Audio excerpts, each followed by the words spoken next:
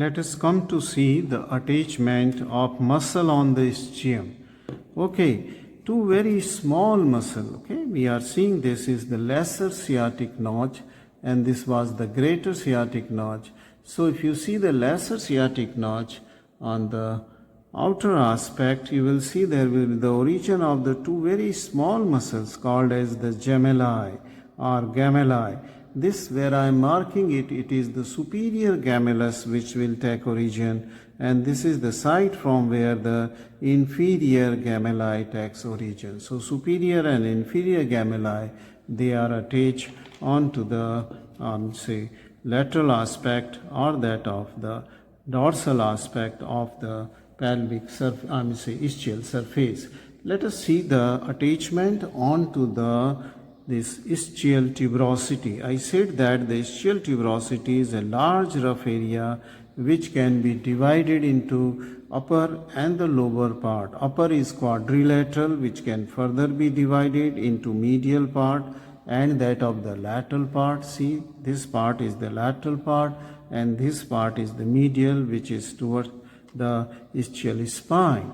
And then the triangular area, the large triangular area of the ischial tuberosity is also divided by an elevated ridge into a lateral part and a medial part. Okay, so this is a quadrilateral area and this is a triangular area of the ischial tuberosity. Let us see the attachment of the muscles and the ligaments on this ischial tuberosity.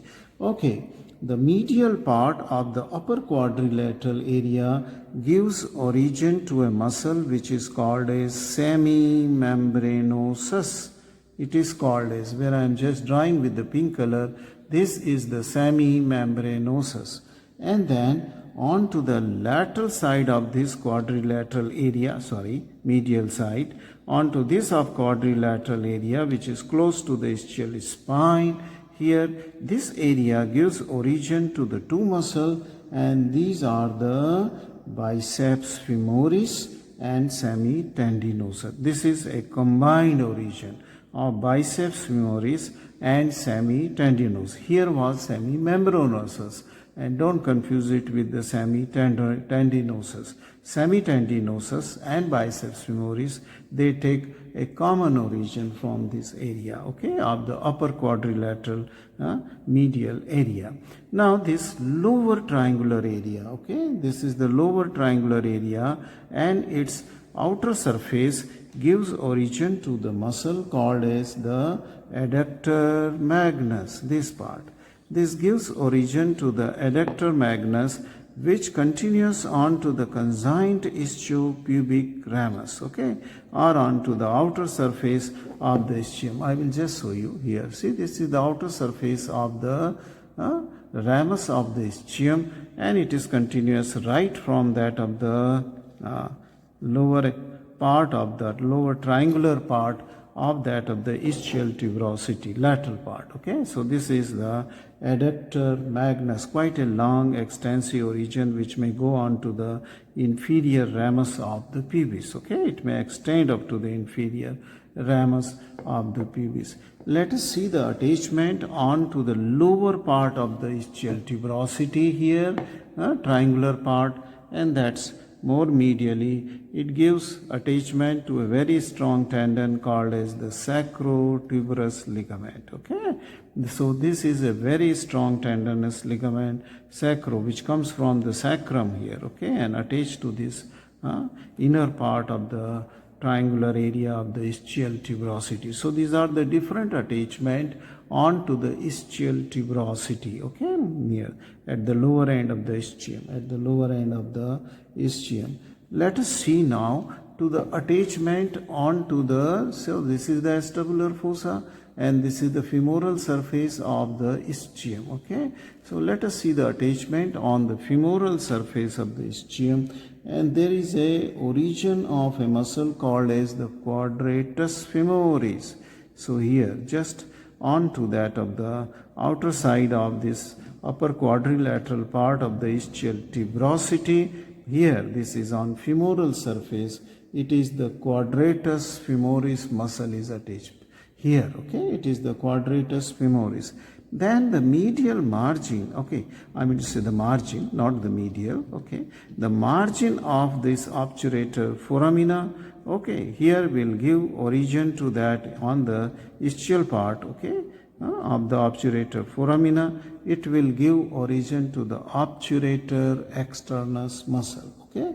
It will give origin to the obturator externus muscle. So we have seen the attachment onto the femoral surface, onto the dorsal surface, and now I am moving to the attachment onto that of the pelvic surface of the ischium. Now this is the ischial spine. Just above the ischial spine, here is the attachment of the coccygeus muscle, and lower down here is the attachment of the levator ani, the posteriormost fiber. The posteriormost fibers of the levator ani, anteriormost, they were attached to the posterior surface of the body of the pubic bone.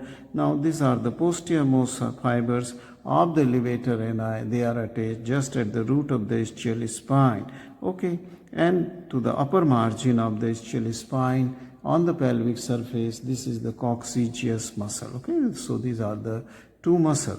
Then there is an extensive origin of a muscle which takes origin from the margin of the obturator foramina, okay, very close to the margin, obturator membrane, as you will learn later, onto the pelvic surface, smooth pelvic surface of the body of the ischium, going upwards towards the ilium. The whole area this gives attachment, that is the pelvic surface of the ischium, margin of the obturator foramina. This muscle is called as the obturator internus muscle. It is called as obturator internus. So see this whole extensive area. This is the obturator internus muscle along with the margin on the pelvic surface. So this is the obturator internus. Quickly I will tell you also the ligaments which are attached onto the ischium. Since the 2/5 of the lower, 2/5 of this acetabular fossa is formed by that of the ischium. The margin of the ischium are the here. It gives attachment to the acetabular labrum. Okay, just like glenoidal labrum you have learned into the upper limb. So there is a fibrocartilaginous acetabular labrum is attaching just to deepen the cavity of the acetabular fossa. Right, then there another very important ligament which is attached is the sacrotuberous, about which I have already told you. That is the medial half of the triangular, lower triangular part of this ischial tuberosity. This gives attachment to the sacrotuberous ligament because it comes from sacrum. That's why it is called as sacrotuberous ligament, like that. Okay, and then from the tip of the ischial spine going towards the sacrum is another important ligament. It is called a sacrospinous. It is attached here onto the tip of the ischial spine, and this is called a sacrospinous ligament. Thus the sacrotuberous and sacrospinous ligament, they divide the greater and lesser sciatic notch into two foramina, greater sciatic foramina and this lesser sciatic foramina. I hope this completes the ischium bone, both the general feature as well as the particular features. Thank you very much for watching this video on the ischium.